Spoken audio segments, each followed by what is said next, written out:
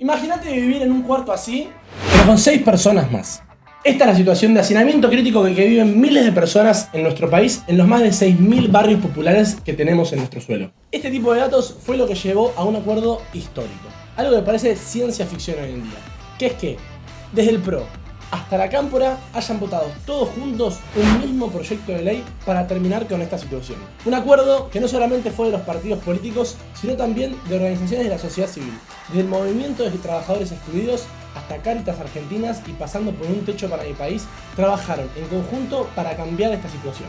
Gracias a esto se hicieron obras públicas en más de 5.000 barrios populares, más del 78% de los barrios que hay en nuestro país. Por ahí para vos estos números no significan nada, pero estamos hablando de miles y miles de familias que conocieron por primera vez lo que es el sentimiento de abrir una canilla y que salga agua potable en su propia casa. Volviendo un segundo a los números, estamos hablando de más de 250.000 familias que lograron un acceso a un crédito por parte del Estado para construir una pieza más en su casa. Pero todo eso hoy está en peligro por culpa de que Javier Milei pretende financiar el fondo que hace posible este tipo de obras. En este video te cuento la importancia de que defendamos esta gran política pública que parecía ser una política de Estado, pero que Milei viene a poner en cuestión.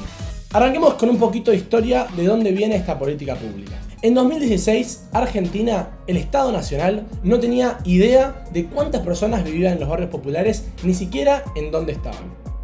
Bueno, sí se sabía, pero no había datos oficiales. Estaban completamente invisibilizados. Estamos hablando que no teníamos idea de las condiciones de vida de más de 5 millones de personas, más del 10% de la población de nuestro país. No hay ningún país desarrollado, ningún país serio que tenga semejante desconocimiento de su propia población.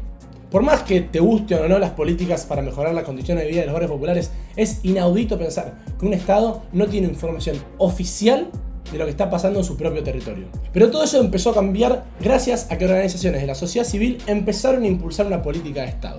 Las principales fueron la Unión de Trabajadores de la Economía Popular, Un Techo para mi País y Cáritas Argentinas. Por lo que durante el 2016 se llevó a cabo el relevamiento de los barrios populares. ¿Para qué? Para crear un mapa que nos diga dónde están, quiénes son y dónde viven las personas de los barrios populares. Macri firma el decreto 358 en el 2017 y permite que 13.000 reveladores y reveladoras de las organizaciones sociales y del Estado Nacional salgan a relevar justamente la situación de nuestro país, caminando barrio por barrio en todo el territorio argentino. De esto nació el RENAVAP, el Registro Nacional de Barrios Populares, con información oficial de qué es lo que está pasando en nuestro territorio. Así se definió: un barrio popular es básicamente un lugar en donde la mitad de la población no tiene la tenencia de la tierra en la que vive y donde al menos no tienen satisfechos 2 de los servicios básicos. Estamos hablando de agua corriente o red eléctrica o incluso cloacas. Así que a partir de que se tiene esta información podemos pasar al próximo paso, que es intentar hacer algo. ¿Cómo se busca hacer algo? A partir de una ley. En 2018 sale, de vuelta, parece ciencia ficción, por unanimidad, la ley 27453, que no la presenta Juan Grabois, sino que la presenta quien era el oficialismo de ese momento: Mario Negri, la diputada Elisa Carrió y Nicolás Mazzotto. El proyecto sale aprobado en ambas cámaras y es defendido por Silvia Lospenato, actual ferviente militante de Javier Milei, y en la Cámara de Senadores quien impulsa esta ley es ni más ni menos que Miguel Ángel Pichetto, quien casi hace sacar la ley ómnibus de Javier Milei. Por lo que no fueron extraterrestres y no fueron gente que hoy no está en la política quienes permitieron que esta política pública de Estado y de calidad sea una realidad. La ley básicamente reconoce al Registro Nacional de Barrios Populares y se plantea como objetivo la integración sociourbana de estos barrios. Así que con la ley ya vigente se crea lo que es la Secretaría de Integración Sociourbana, SISU. Buenísimo. Tenemos el mapa, tenemos la ley que promueve las políticas públicas y tenemos el ente que se iba a hacer cargo de eso. Pero faltaba lo más importante: la plata. Esto le toca gestionarlo al gobierno de Alberto Fernández. Macri termina el 6 de diciembre haciendo un decreto que instala a la Secretaría de Integración Sociourbana y ya a Alberto Fernández le toca la gran cuestión de cómo se va a financiar esta política pública. Pequeño y para nada menor detalle, ya que, según estipula Sebastián Belisco, ex secretario de Integración Sociourbana de Macri, se necesitan alrededor de 30.000 millones de dólares para urbanizar todos los barrios populares de nuestro país. Entonces, ¿de dónde sale la plata para llevar a cabo las políticas desde la Secretaría? Del Fondo de Integración Sociourbana, el FISU. ¿Y de dónde sale la plata para ese fideicomiso? Se estipuló de dos lugares.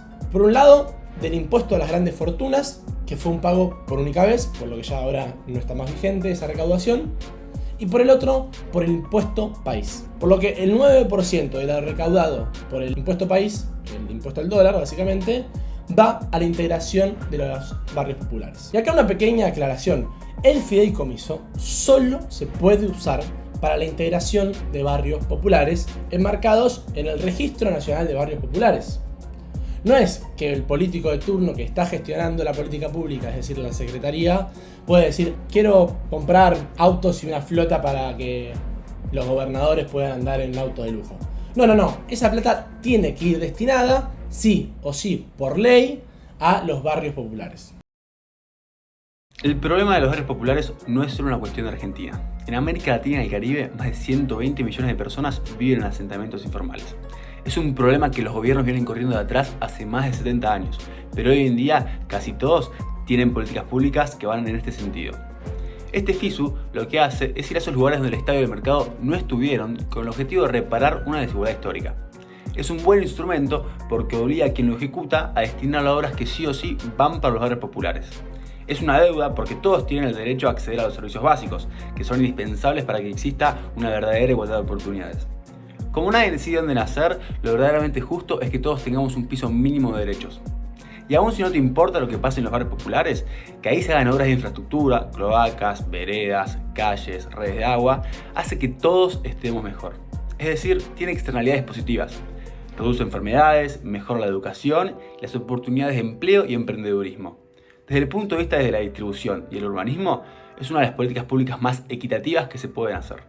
Buenísimo. Tenemos la plata, tenemos la Secretaría. ¿Cómo se gastó esa plata durante este tiempo? Algo importante a tener en cuenta es que la Secretaría no implementaba directamente los proyectos, sino que contaba con unidades ejecutivas. Y según los datos oficiales, estamos hablando que el 46% de lo recaudado fue a organismos gubernamentales, es decir, gobiernos provinciales o gobiernos municipales que querían ejecutar estas obras. El 34,3% fue a organizaciones de la sociedad civil.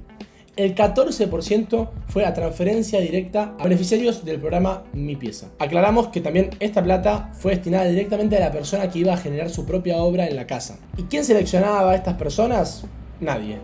O mejor dicho, el azar. Se sorteó quién iba a ser beneficiario y a quién le iba a dar la plata al Estado para poder construir una pieza más o mejorar las condiciones de vida de una vivienda. El 3,1% fue una ejecución directa a través del fiduciario y 1,4% del fondo fue a cooperativas de servicios públicos locales. Y acá hay algo muy interesante.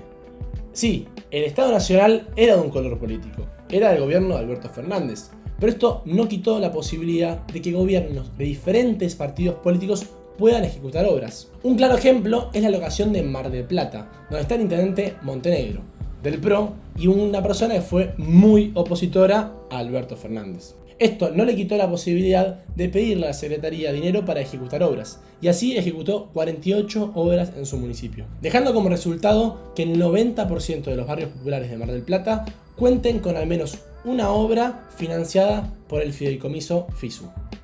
De hecho, en Mar del Plata se financiaron 600 lotes con servicios para que la gente pueda acceder a su casa propia, o mejor dicho, al terreno para construir su casa propia. Esto permitió que 2.400 personas tengan acceso a la tierra para construir su casa. Esta es una política pública muy buena que lleva 3 años de implementación de vuelta por diferentes partidos políticos, gobiernos locales, gobiernos provinciales. Te dejo algunos números más para que entiendas la magnitud de este fondo. Se hicieron 180.000 conexiones domiciliarias a servicios básicos, aguas, cloacas, electricidad y gas, 2.000 kilómetros de redes, 300.000 mejoramientos de viviendas, polideportivos, luminarias, mobiliario urbano y más de 24.000 nuevos lotes con servicio. Se generaron 188.829 puestos de trabajo adecuadamente remunerados, gran parte en manos de los mismos vecinos y vecinas de los barrios. Hubo a lo largo y a lo ancho del país una serie de políticas públicas ejecutadas por los gobiernos provinciales, ya sea Larreta en la ciudad de Buenos Aires, Gustavo Poza en San Isidro o Mayra Arena en Quilmes, hasta Gustavo Sáenz en Salta. A lo largo y a lo ancho del país, todos pudieron acceder a un financiamiento para ejecutar la obra. Y quiero destacar este asunto, porque es justamente lo que necesita Argentina para salir adelante. Consensos mínimos de diferentes partidos políticos que logren generar políticas de estados que perduren en el tiempo. Y que sin importar si sos peronista o no peronista, macrista, lo que sea, puedas acceder a un financiamiento para hacer obras públicas que nos ponemos de acuerdo que son importantes. Ahora bien, esto es un poquito la política pública. Pasemos ahora a qué está pasando en la actualidad. El gobierno de Javier Milei va a desfinanciar al fondo. Eso ha sido anunciado en el decreto 193 del año 2024, con firma de Javier Milei y Toto Caputo. Lo que se plantea es que ese dinero que se cobra del impuesto país va a dejar de ir al fideicomiso. Solamente va a ir un 1%. Y el 94% de la plata recaudada del impuesto país, porque ojo, no es que Milei está sacando el impuesto, deja el impuesto y le da ese dinero a otra cosa. Ese dinero va a ir a obras de infraestructura económica. ¿Qué es? ¿Quién se va a ver beneficiado? ¿Quién lo va a controlar? ¿Dónde se va a gastar? Nadie lo sabe. Lo pusieron ahí, cuando sabemos perfectamente que Javier Milei no cree en que haya que hacer obras públicas. Así que estas obras en infraestructura económica, vaya uno a saber quién es. Se sospecha que es básicamente para poder hacer mecanismos financieros a partir desde el Ministerio de Economía. Veremos qué pasa en estos días. Curiosamente, antes de enterarnos de la noticia de que Milei quería desfinanciar este fondo, aparecieron un par de noticias, mejor dicho bastantes, en Clarín, La Nación y otros diarios afines al gobierno en contra del fideicomiso. Y dijeron que el fideicomiso estaba mal, que había que desfinanciar la obra pública en barrios populares, que la gente de los barrios populares no se merecía acceso a servicios. No, en vez de decir eso, lo que hicieron fue utilizar las etiquetas que andan dando vuelta en la sociedad para imprimir una opinión en la gente. ¿A qué me refiero? Básicamente la operación fue muy simple. Dijeron, este fideicomiso es de Juan Grabois. Juan Grabois es malo, ladrón, corrupto y planero. Por lo tanto, el fideicomiso está mal. Así como escuchás, es como están operando actualmente los diarios nacionales. Se operó para decir que este fideicomiso era la caja de Juan Grabois. Más allá de si te gusta o no Grabois, quiero que analicemos cuál es la operación política. La operación política es: pongo la cara de Grabois en la nota, pongo la cara de Grabois en la tapa, para que vos te ofendas, te enojes porque Grabois es un corrupto, un planero, una mala persona y todos los adjetivos que le quieran poner, para tapar lo que realmente está pasando, que es discutir si la política pública es buena o es mala, si queremos que los barrios populares se urbanicen o si no queremos que los barrios populares se urbanicen, si creemos que no podemos tener 5 millones de personas viviendo en tierras donde no tienen acceso al agua o donde les llueve la casa cuando llueve, donde se inundan. No puede ser que no podamos discutir esto en serio. Lo que hacen los tipos es muy simple: tapar esa discusión con adjetivos hacia Juan Grabois. Que de vuelta, más allá de lo que te guste o no Grabois, lo que hay que discutir es si hay o no que hacer las políticas públicas. Y acá nos metemos en un eje clave. No es una caja. Es un fideicomiso para financiar políticas públicas, que no está en manos de Grabois, porque de vuelta, es un fideicomiso que lo podía usar cualquier gobernador o intendente o organización social que quería. Y lo utilizaron desde Un Techo para mi País hasta el Movimiento de Trabajadores Excluidos, hasta de vuelta gobernadores del PRO y gobernadores del peronismo. Y es muy triste porque esto lo que hace es retroceder en el debate público. Que no podamos discutir de ideas y que solamente estemos discutiendo de etiquetas, cuando en realidad lo que tenemos que discutir son las ideas políticas y que en este caso las políticas públicas concretas que le estaban mejorando las condiciones de vida a las personas. En todo caso, uno podría discutir, ok, si Juan Grabois, que no gestionó, que no fue funcionario, fue un corrupto y robó el dinero del fideicomiso, condenemos a Juan Grabois y sigamos haciendo la política pública. Pero no, ellos no quieren dar un debate en serio. Porque dar ese debate sería de alguna manera reconocer que ellos consideran que hay gente que no se merece vivir en condiciones dignas. Que hay gente que no se merece vivir en condiciones que son derechos humanos. Porque es fácil criticar a Juan Grabois, pero es difícil aceptar que no te importa que haya gente que no tiene acceso al agua, acceso a cloacas, y que su casa se cae a pedazos ante la menor lluvia. Si te está gustando el video hasta acá, te pido por favor que te suscribas, dejes un me gusta y un comentario, y si te copa mucho el video, no dudes en compartirlo, así más personas se enteran de esta política pública que fue un golazo y que, bueno, hay que salir a defenderla. Así que, como yo quiero discutir esta política pública, vayamos de vuelta a los datos y a lo que pasó con la transparencia de esta política. Que de vuelta, podría haber habido casos de corrupción, aunque actualmente no hay denuncias de esto, y la política o la herramienta y el tejido institucional sean buenos. Es decir, puede haber un mecanismo muy bueno utilizado mal. Que no es el caso, porque no hubo corrupción y ahora vamos a ver por qué. Básicamente, para hacer que una política pública sea transparente, te tienen que auditar. Es decir, controlar. Llega al fin de mes y te dicen, muchachos, ¿en qué se gastaron la plata? Esto lo puede hacer un amigo tuyo, al cual le podrías tirar un sobrecito y entonces ser corrupto, o lo puede hacer una persona que es oposición a tu gobierno.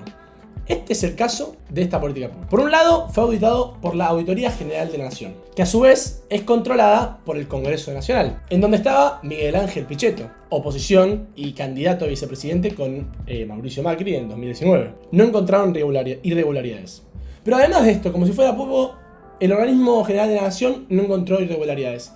Además, la propia Secretaría contaba con 29 entidades de reconocida trayectoria en cada una de las provincias para hacer la auditoría técnica y administrativa. Estamos hablando de colegios profesionales de ingenieros y arquitectos y universidades nacionales y regionales de todo el país, encargado de auditar cada una de las obras. Y además, algunas de las obras contaron con financiamiento del Banco Interamericano de Desarrollo, un banco regional, el cual da la plata y después te exige que le expliques cómo gastaste esa plata. Así que se pasaron también procesos de auditoría por el Banco Interamericano de Desarrollo, el cual no encontró ningún caso de corrupción y reivindicó esta política pública para que se replique en otros lugares de América Latina. De vuelta, es una política pública muy innovadora y eso generó que muchas instituciones y organismos la quieran investigar. Así fue como se llevaron a cabo varias investigaciones. Algunas de ellas son el estudio de evaluación de la línea de pieza realizada por el Observatorio de la Deuda Social Argentina de la Universidad Católica Argentina, la UCA, informe de resultados del análisis de la oferta programática de la SISU realizada por CIPEC y el CONICET, CIPEC muy asociado a Juntos por el Cambio. También se llevó a cabo un informe de resultados sobre evaluación del proceso del programa LOTIAR de la SISU realizada también por CIPEC y el CONICET. El Banco Interamericano de Desarrollo llevó a cabo un informe sobre los impactos de los programas de mejoramiento de vivienda por autoconstrucción, evidencia para barrios populares de Argentina. A su vez, el estudio sobre el programa de mejoramiento de viviendas para la gestión de la pandemia por COVID-19 en barrios populares, sistemas de información, evaluación y monitoreo de programas sociales por Siempro. Y vamos a suponer que pensás que todos estos organismos son comunistas encubiertos que quieren robar tu dinero. Puedes investigarlo vos mismo, porque los datos están abiertos. Es decir, puedes entrar a la página que te voy a dejar acá en pantalla y ver provincia por provincia, municipio por municipio, cuántas obras hicieron, cuántos salieron esas obras, quiénes ejecutaron esas obras, cuándo se terminaron. Puedes ver todo abierto. Datos abiertos para que cualquiera pueda investigar. Y da bronca, porque toda esta transparencia, algo que es tan obvio, que no hubo caso de corrupción, o si hubo algún que otro perejil, fue un acto de corrupción menor, que ni siquiera los propios auditores pudieron encontrar, es una discusión tonta, estúpida, porque lo que hacen es tapar la discusión real, que es básicamente que no quieren que haya gente que tenga derechos básicos o, en el mejor de los casos, que no quieren poner plata para que eso suceda. Estos datos abiertos se actualizan una vez por semana. Así que vos podés entrar cuando vos quieras para ver cómo fue avanzando esas obras y cuántas personas se vieron beneficiadas. Investigando me encontré con estos testimonios que la verdad son increíbles. Hablan bien de la política pública y emocionan. Personas que se vieron beneficiados por alguno de los programas de la SISU y mejoraron algo tan simple y tan básico y estructural para poder desarrollarse como personas como la casa propia. Estas son algunas de las reacciones. Justo por el Día de la Madre me enteré de que había salido sorteada. Fue un lindo el regalo del Día de la Madre que tuve, porque la verdad estábamos con mis hijos festejando el Día de la Madre Y mi hija mamá me dice, mirá mamá, me dice, saliste sorteado en mi pieza. Quiero levantarme y ver que mis hijos tengan su pieza y que pueda levantarme ese día que llueva y saber que no voy a tener que estar corriendo poniéndole cosas para que no llueva adentro. Y tener un piso, porque tampoco tengo piso dentro de mi casa. Yo quiero verlo empezar a construir para que uno se siente mucho más mejor. Creo que todos tenemos que tener la dignidad de tener una pieza, un baño, una casa donde no te llueva y poder levantarte y decir, qué lindo.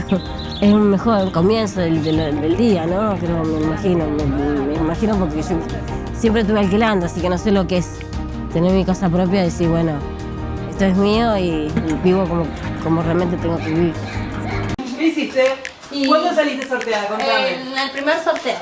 ¿Con quién te hiciste acá? Con el hijo y yo. ¿Cuántos sorteos? 4.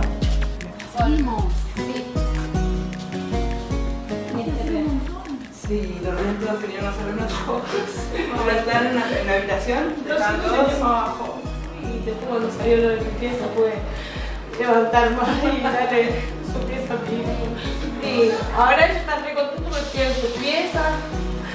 Y bueno, mi nena puede tener su pieza y me falta un poquito para la mía, pero... Esta es la tuya. Sí. ¿Va a llorar? Qué lindo. Jamás me imaginé que iba a llegar una cosa así, como uno dice, viene caído del cielo. Era un sorteo donde hay mucha gente que se había anotado. Cuando salí, bueno, y ahí dije que íbamos a hacer una pieza para ella. Salió, y es una alegría, la verdad. Mi propia pieza, mi propio techo. Tener más libertad, más espacio, tan agradable hacerlo lo que sea, lo que es tuyo, esto, decir, bueno, esto lo hice yo con el sudor de mi frente. Yo estoy re chocha. Como si fuera poco, la transparencia, la investigación, hubo reconocimientos internacionales a las actividades de la Secretaría de Integración Sociurbana. Uno de ellos fue en el 2023 por la Plataforma de Hábitat Urbano y Vivienda, en el marco del concurso de prácticas inspiradoras en viviendas y hábitats frente al cambio climático. El programa Argentina Unida por la Integración de los Barrios Populares a cargo de la Secretaría recibió el primer premio internacional en la categoría Políticas, Programas e Iniciativas Públicas Nacionales. Pero si todavía te quedan dudas y no querés vos mismo investigar los datos abiertos, no le crees al Banco Interamericano de Desarrollo, al CONICET, a CIPEC y a la UCA, podés creerle al propio funcionario de Javier Milei. Parejas, el actual subsecretario del organismo, declaró que el FESU fue una de las mejores, si no la única, política pública de Alberto Fernández que funcionó bien. Por lo que tenés peronistas, libertarios y también gente de Juntos por el Cambio justificando y avalando al fideicomiso. Y aún así se lo quiero atentar. Porque me olvidé de contarte.